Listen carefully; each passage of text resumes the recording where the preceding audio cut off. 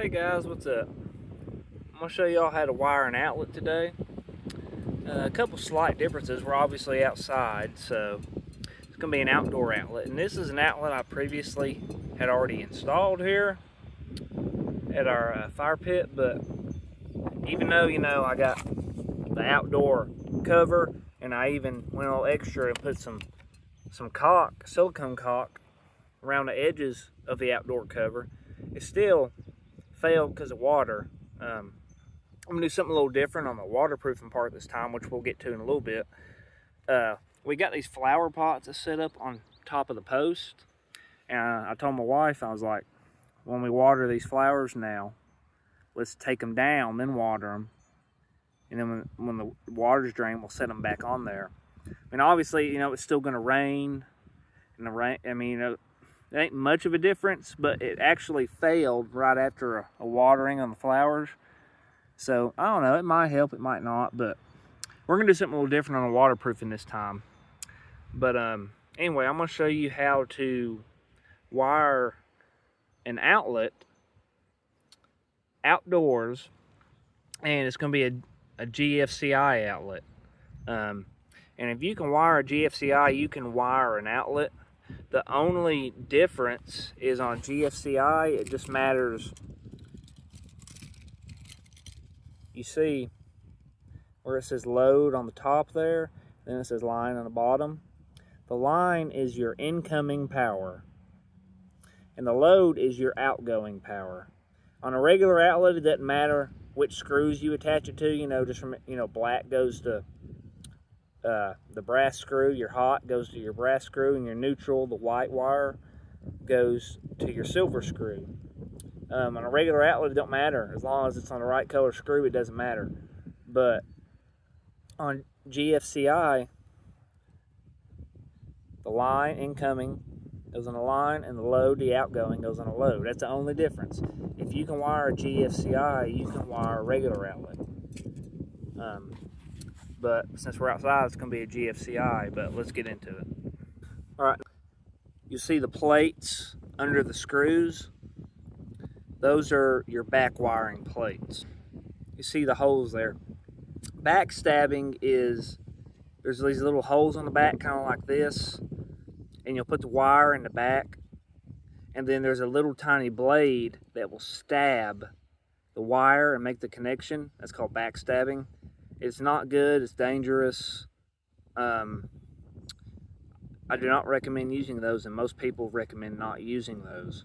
And it's also, the backstabbing is only for a 14 gauge wire, but you should never use those. But back wiring is different. You see, we got the holes on the back, but back wiring, you see these plates. Those plates are not there on outlets that backstab.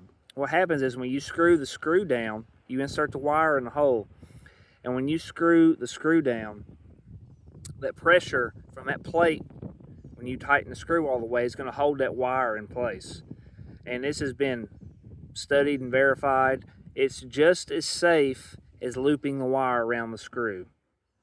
Not only is it just as safe, it is more convenient. You don't have to get your wire and bend it and loop it around the screw and loop it in a clockwise direction. It's much easier. And not regular outlets also have back wiring. It's not just GFCIs. The better quality outlets you get anymore, if you buy more expensive, they got outlets for like 98 cents or maybe $1 or something, but you can get some that are just slightly more expensive, but they probably have these back wiring plates. So just the better quality outlets you get is it's going to save you in the long run, because it's going to be easier to install. If the outlet ever fails, like this outlet did for me, and you have to replace the outlet, it's easier not only to install, but it's easier to replace, because you just got to pull the wire out and stick it back in the new one. So back wiring is not only safe, it's very convenient. That's what we're going to do today. So yeah, back wiring, looping around the wire. Even if you have the plates and you still want to loop around, you can. That's fine, totally fine. But it's just more convenient, and it's just as safe. So that's what we're gonna do today. All right, guys, so we got all of our wires hooked up, and you'll see, just like a regular outlet, the black to the brass screw,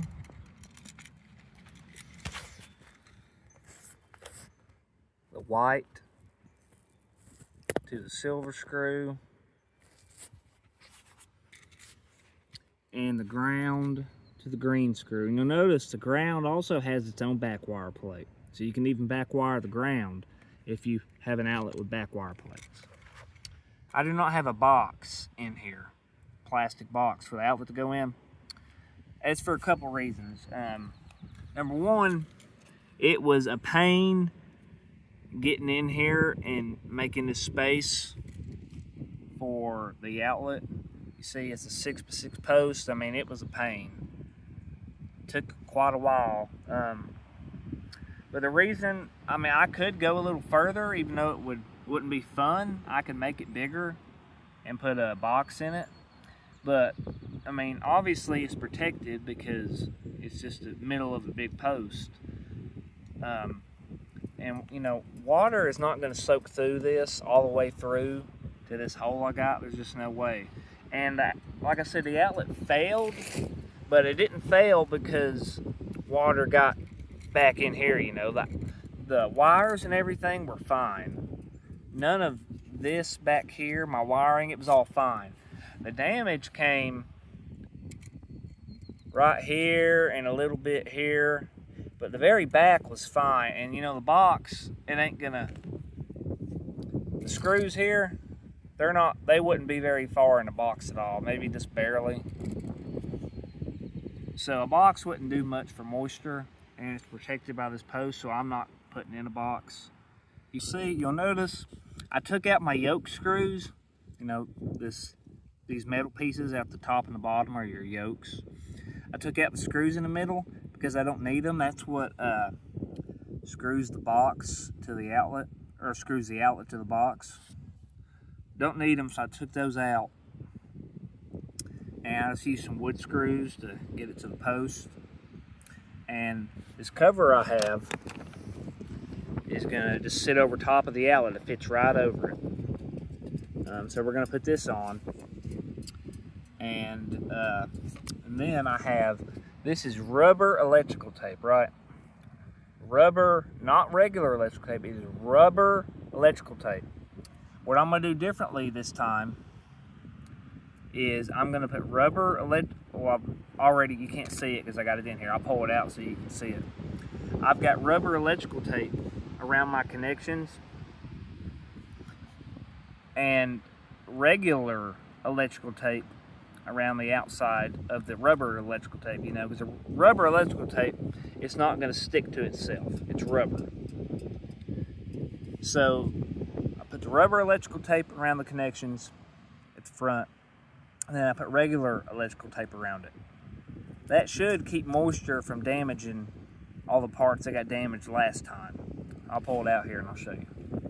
So here is the rubber electrical tape, just going around.